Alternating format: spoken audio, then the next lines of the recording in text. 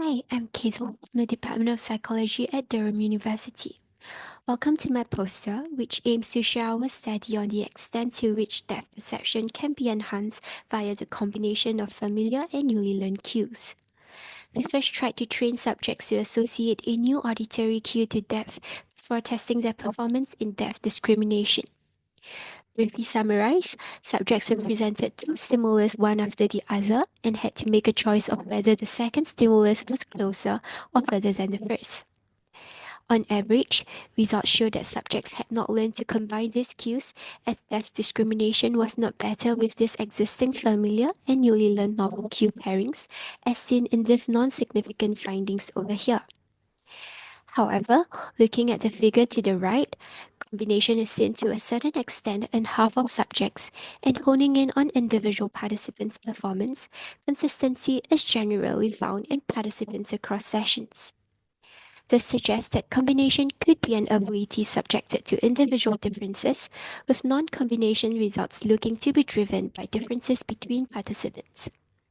A follow-up study is underway and involves training subjects extensively over 10 weeks.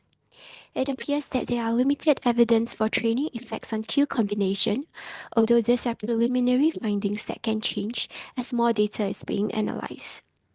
Two other methodological approaches are adopted in the later long-term training, and preliminary neuroimaging findings show the activation of the V3B region of the visual cortex.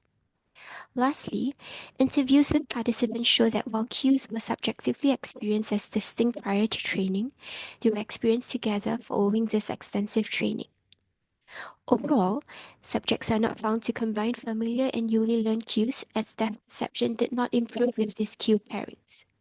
However, in light of strong between subjects differences seen, this suggests that future work can explore causes that might account for these variances.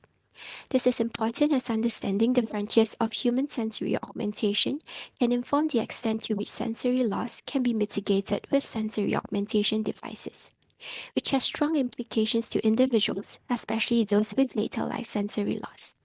Thank you for listening to my poster.